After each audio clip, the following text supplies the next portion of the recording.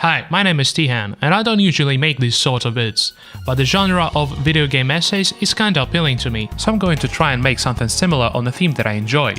So, around a half a year ago, around the time of E3, I suddenly remembered a small project, Ace Combat, and the fact that the new entry is coming out on the new console generation and PC, except for the Switch, and that the story trailer was very interesting for me.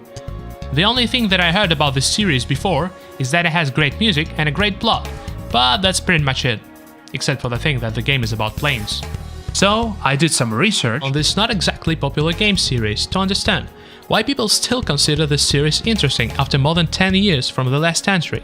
Part of me was thinking that I'll face the same situation that you usually face when you look at the Metacritic scores. What do we have here? Ocarina of Time, Mario, another Zelda. Tony Hawk Pro Skater 2! Now this one I can get behind. Kinda. You get what I mean? The games have aged kinda poorly, or they have such a huge cult following that their fans consider it and that any other game cannot possibly compare. I'm not saying that Ace Combat was surrounded by a similar hype, but it still has some weight in the online community. And how could there be any hype for an sim that's 10 years old, right? Basically, I managed to play 4, 5 and 0, which are considered to be the best entries by the fans. What's even more interesting, they all came out on PlayStation 2, and I thought that the graphics and gameplay of that era, especially in the plane control department, would repel me. And it would be an hour-long journey, and I'll forget about this series and the upcoming sequel. But, as you can probably guess, I have a completely different attitude to it. I like this trilogy. No, I really like this trilogy. I'm simultaneously surprised and disappointed that the series did not have a greater impact on the players, and that we had little content coming from it. Seriously, if you search on YouTube, the most popular vids about it are Ace Combat 6 gameplay, which was out on Xbox and considered to be not that great, but I haven't played it, so I can't judge. And some soundtrack with trailers, which barely have 1 million views, with small exception. And I mean, sure, planes were never that popular, but this is kinda sad. And I haven't even started on the Russian market, where when these games were coming out, the PlayStation 2 was worth a fortune, along with the games, and no one even considered emulation back then. And today I want to fix this injustice. With a small vid maybe? I'll know when I get some feedback. For now, let's get back on topic. Many people think that Ace Combat is an sim, which is wrong. The name and the box covers don't help. Big planes flying to the sky and that's it. But I think it's pretty hard to do anything with the box covers. I mean, the series is about planes, but it's not only about planes. But I digress. Let's talk planes. Some people think that the game is a simple arcade shooter, something like Star Fox, which is closer to the truth, but not quite. The closest comparison that I have in mind right now is X-Wing vs TIE Fighter and Rogue Squadron, where you have to destroy space and ground targets, and even dogfight sometimes. Ace Combat is in a unique position of being part simulator and part arcade. Despite the fact that 80% of the fleet are real or at least realistic planes, looking at you Ace Combat 3, the game doesn't try to be that realistic. The difficulty settings only influence damage inflicted to your plane, enemies' planes, and sometimes the number of enemies. So, the only thing that could be a hurdle is controls. The funny thing is that the game never directs you to a tutorial. If you start the game, you go straight into the fight. As a result, I had to learn the controls by myself, pressing all the buttons until I got what I had to press, even though literally 2 menu clicks away there's a tutorial button. In some respect, this mission taught me a lot. How to destroy ground targets, how to turn, and how to... And closer to Kimona, I had already learned how to fight quickly and effectively with airplanes. Without any tutorials, the game slowly but surely led me to the skills I would need in following missions and games. And, as I said, the game has quite a large number of different planes, which feel and play very differently, and it's not even about its model or internal layout, although it also plays a kind of an aesthetic effect. Each plane reacts very differently to the player's behavior. For example, Su-37 and F-22, despite being in the same high-grade class, have their advantages and disadvantages, although they may be minimal. But on the lower level planes, the progression from one plane to another creates a combination of raising your own skill as a pilot and raising your plane's level. Transition from the starting training aircraft to even some kind of Su-27 is a big difference in terms of response, maneuverability and speed. Also, the aircraft differ in styles. There's fighters, attackers and multi-roles. But in general, there is a small difference at higher levels. I don't really like guns and attack aircraft.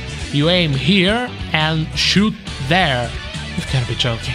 From the gameplay point of view, the game is divided into two main elements. The first is the destruction of ground targets. These are tanks, bunkers, cars, fortresses, nuclear warheads, bridges, and etc. In some missions, the destruction of such targets is all that there is to do. I do personally get the satisfaction of destroying these targets, but in some cases such missions are lackluster. The second one is the destruction of aircrafts. This is actually the most difficult and interesting part. Not to say that the destruction of ground targets is not interesting, but some air battles make you extremely immersed. In addition to all of this, there's actually a score system for the destruction of mandatory and additional goals. You get points to increase your rank and get more money. This adds replayability and allows you to really look at your growth as a pilot. But I said so much about what this game is, how it works and why, but all this should not cause any applause or praise. You could go and play some arcade battles in War Thunder and probably get a similar experience. But this series has something that War Thunder or any flight sim doesn't, and that's the plot. The main story of the games takes place in the fictional world of Strange Real, which to some extent repeats the political realities of our world. It has its own policy, its own interesting history with a whole chronology. Ace Combat Fan has a good series of vids about states in Strange Real, and he does good analysis with comparisons to the real world. I mean, look at the name of one of the countries, Belka. Speaking of Belka, this country literally nukes itself during the game. Probably one of my favorite moments, but you can feel all the fear and power of nuclear weapons in it, even without a single nuclear mushroom. The series on PS2 brings up very interesting topics in each installation. AC4 as a whole is very anti-war in its narrative. The actual story part is told through the perspective of one of the children on the ground. Ace Combat Zero is about a man at war and how the war changes people. There's even a whole system of morality. Depending on whether you destroy the innocent or the wounded, the game will change, and the general attitude of the game and those around you will also change.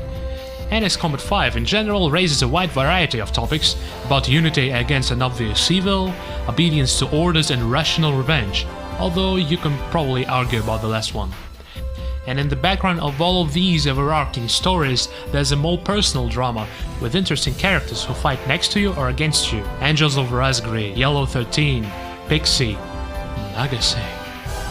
All these characters become closer to you with each new mission and assignment.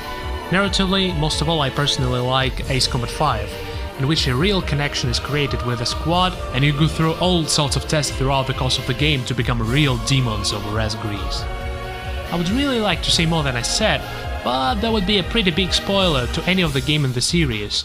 Once again, I want everyone who watches this to try and play it on their own. Another thing that could be said is that the games have an absolutely amazing soundtrack. Maybe not as separate tracks to listen to, but the sound is very fitting with everything that happens in the game. Visually, the game certainly aged, but for example in 5 and 0 there are some great and moving moments. But if we're talking about new graphics, very soon a long-awaited new entry is coming out for the PS4, Xbox and PC. I really think that it's worth getting into the original trilogy in order to play the new one. The pre-order bonuses are literally references to the trilogy games. I hope that thanks to this video you'll get interested in this series, and I'll have at least a couple more people to talk about this. Finally, I can probably say that there's quite a good game on the 3DS, that is a remake of Ace Combat 2, and there's also this on PC. Just at least don't start with this one. Thanks for watching. If you liked the video, leave a comment so I understand that I'm on the right track. Thanks to YogiTheWise, dRedder, Shinji and Hopedoser for helping to make and translate this video. Once again, thanks for watching.